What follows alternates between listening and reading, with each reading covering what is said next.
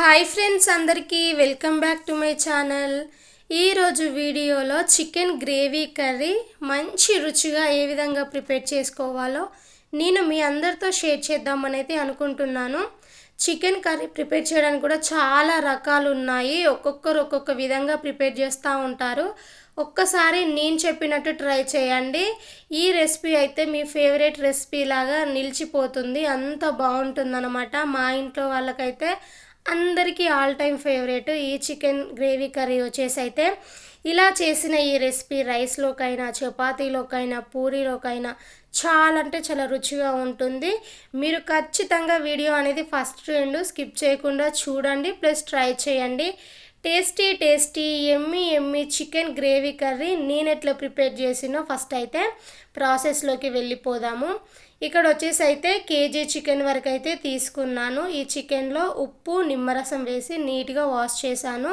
In case ఇందులో leg pieces ఉన్నట్టయితే మంచిగా ఇట్లా ఘాట్లు పెట్టి తీసుకున్నామంటే మంచిగా మసాలా పట్టి టేస్ట్ బాగుంటుందన్నమాట. ప్లస్ చికెన్ వచ్చేసి కూడా నేను ఇక్కడ స్కిన్తోనే తీసుకున్నాను అనమాట. కావాలి అంటే స్కిన్లెస్ అయినా తీసుకోవచ్చు. పీసెస్ అనేవి మరీ పెద్దగా కాకుండా అలానే చిన్నగా కాకుండా కొంచెం మీడియంగా ఉండేటట్టు అయితే కొట్టించుకోండి. ఇక్కడ చూసినట్టయితే 2 పెద్ద సైజు ఆనియన్స్ అనేవి అయితే ఇట్లా పొడుగ్గా కట్ చేసి అయితే తీసుకున్నాను. ఈ ఆనియన్స్తోనే గ్రేవీ అనేది మనకు మంచిగా వస్తుందన్నమాట. సో ఇట్లా పొడుగ్గా కట్ చేసుకొని అయితే పక్కన పెట్టేసుకోవాలి. స్టవ్ పైన అయితే గిన్నెను పెట్టేసినాను. అందులోకి ఫస్ట్ ఆఫ్ ఆల్ 2 స్పూన్స్ వరకు అయితే ఆయిల్ని వేసేసుకోవాలి. ఆయిల్ మంచిగా వేడైన తర్వాతకి మనం కట్ చేసి పెట్టుకున్న ఈ ఉల్లిపాయలను అయితే వేసుకుంటున్నాను. మనం వేసిన ఈ ఆనియన్స్ అనేవి అయితే ఆయిల్లో మంచిగా ఫ్రై అయ్యి గోల్డెన్ షేడ్ రావాలి అన్నమాట. బిర్యానీలో బ్రౌన్ ఆనియన్స్ ఎట్లా వేగుతాయి అట్లా వేగాలి. అంత వేగితేనే టేస్ట్ అనేది బాగుంటుంది.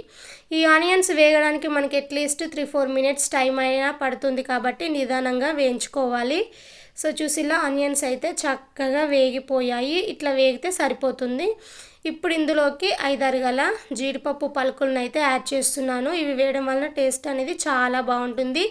గ్రేవీ కూడా థిక్నెస్ బాగుంటుంది అన్నమాట.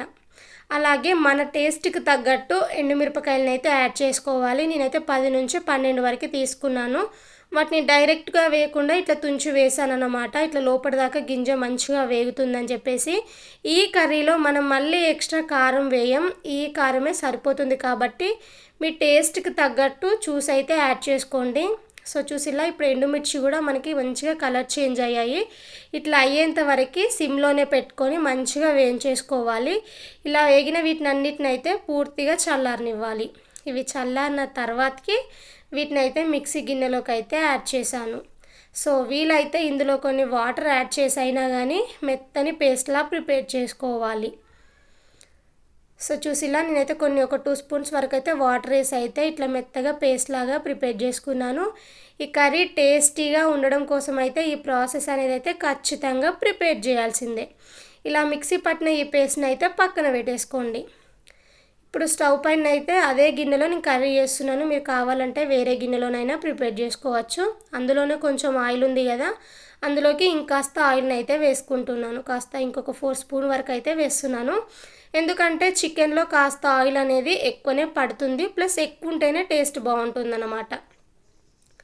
ఆయిల్ చూసారా మంచిగా వేడైన తర్వాతకి 3 లవంగాలు, ఒక చిన్నది దాల్చిన చెక్క, 2 పెద్ద సైజు బిర్యానీ ఆకులు అయితే యాడ్ చేస్తున్నాను.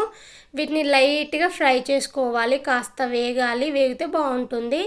ఇప్పుడు నీట్గా వాష్ చేసి పెట్టుకున్న చికెన్ మొత్తాన్ని అయితే ఇందులోకి యాడ్ చేస్తున్నాను.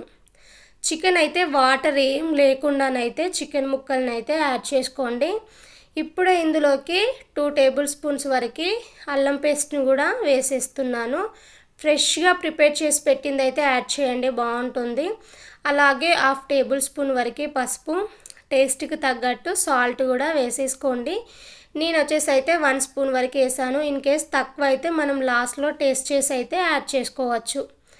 ఇప్పుడైతే అల్లం పేస్ట్, పసుపు, సాల్ట్ వేసాము కదా, మంచిగా చికెన్ ముక్కలకి పట్టేలాగా బాగా మిక్స్ చేయండి. ఒక 2 నిమిషాలు అయినా కానీ ఫ్లేమ్ అనేది హై ఫ్లేమ్లో పెట్టేసుకొని ఈ చికెన్ ముక్కల్ని కలుపుతూ బాగా వేయించండి. ఇలా చేయడం వలన చికెన్ పీస్ అనేది జ్యూసీగా టెండర్గా బాగుంటుంది. ఇలా మంచిగా కలిపేసేసి మూత పెట్టుకొని అయితే ఒక 5-6 నిమిషాల పాటు అయినా కానీ చికెన్ని మంచిగా ఉడకనివ్వండి. సో మధ్యలో నేను మూత తీసి చూపిస్తున్నాను అనమాట. ఈ మూత తీసి ఇట్లా ఒకసారి కలబెట్టుకోండి, ఎందుకంటే అడుగు అనేది ఏమైనా మాడుతుందా లేదని చెక్ చేసి ఇందులోనే కొంచెం అంతా కరివేపాకు అలాగే పచ్చిమిరపకాయలు అయితే ఇట్లా పొడుగ్గా చీల్చి అయితే యాడ్ చేసుకుంటున్నాను. చికెన్లో కొంతమంది కరివేపాకు వేయకుండా వండుతారు. ఒకసారి నేను చెప్పినట్టు కరివేపాకు వేసి వండండి, టేస్ట్ బాగుంటుంది, ఫ్లేవర్ అయితే సూపర్ ఉంటుంది. సో పచ్చిమిర్చి ఈ కరివేపాకు వేసాము కదా, మళ్ళీ ఒకసారి మూత పెట్టుకొని అయితే మంచిగా ఉడికించుకోండి. చికెన్లో ఉన్న వాటర్ మొత్తం పోయి ఆయిల్ సపరేట్ అయ్యేంత వరకు ఉడికించాలన్నమాట.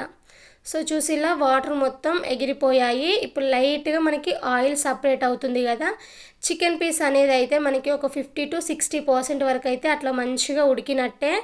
ఇప్పుడు ఇందులోకి మనం ముందుగా మిక్సీ పట్టి పెట్టుకున్న ఆనియన్ పేస్ట్ ఉంది కదా, దాన్ని అయితే మొత్తం ఇందులోకి యాడ్ చేస్తున్నాను. ఆల్రెడీ మనం ఆనియన్స్, ఎండుమిర్చి ముందుగా వేయించి మిక్సీ పట్టాము కదా, ఇప్పుడు మరీ ఎక్కువసేపు వేయించాల్సిన అవసరం లేదు, జస్ట్ చికెన్ ముక్కలకి పట్టేలాగా మిక్స్ చేసుకోవాలన్నమాట. సో మొత్తం పేస్ట్ని మొత్తం వేసేసి చికెన్కి పట్టేలాగా మంచిగా మిక్స్ చేయాలి. మంచిగా చికెన్కి ఆ కారం, ఉప్పు మంచిగా పడుతుందన్నమాట. సో ఈ విధంగా మంచిగానైతే మిక్స్ చేసుకొని మళ్ళీ దీనిపైనుంచి మూతను పెట్టేసుకొని ఒక 2-3 నిమిషాల పాటు అయినా ఉడికించాలంటే మనకి మళ్ళీ ఆయిల్ సపరేట్ అవ్వడం అయితే స్టార్ట్ అవుతుంది. సో చూసిలా మనకి గ్రేవీ కూడా చక్కగా ఫ్రై అయిపోయినట్టే. ఇప్పుడు ఇందులోకి మనం లైట్గా స్పైసెస్ యాడ్ చేస్తాం. 1 టేబుల్ స్పూన్ వరకు ధనియా పౌడర్, 1 టేబుల్ స్పూన్ వరకు జీరా పౌడర్, 1/2 టేబుల్ స్పూన్ వరకు గరం మసాలా పౌడర్ని అయితే యాడ్ చేస్తున్నాను.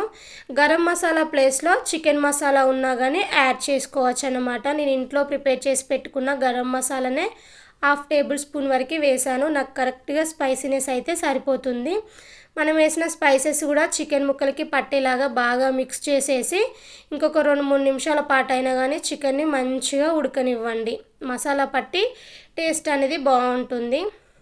ఇప్పుడు మనం ముందుగా మిక్సీ పట్టుకున్నాము కదా, ఆ గిన్నెలోనే కొంచెం గ్రేవీ ఉండే, అందులోనే వాటర్ యాడ్ చేసి అయితే ఆ వాటర్ ఇందులో వేసాను. గ్లాసెస్ వైజ్ చూసినట్టయితే 1 గ్లాసెస్ వరకు వాటర్ వేసాను. నాకు కరెక్ట్గా సరిపోతుందన్నమాట ఈ గ్రేవీ వచ్చేసి. అయితే వాటర్ యాడ్ చేసి అయితే దీనిపైనుంచి మూతను పెట్టుకొని అయితే 3-4 నిమిషాల పాటు అయినా కానీ చికెన్ని మంచిగా ఉడకనివ్వండి. సో చికెన్ పైన యూషువల్గా ఆయిల్ అనేది మంచిగా ఇట్లా సపరేట్ అయిందంటే ఆల్మోస్ట్ నాన్ వెజ్ రెసిపీస్ అన్నీ కుక్ అయినట్టే. సో మనకి గ్రేవీ కన్సిస్టెన్సీ కూడా మంచిగా థిక్గా అయ్యిందన్నమాట.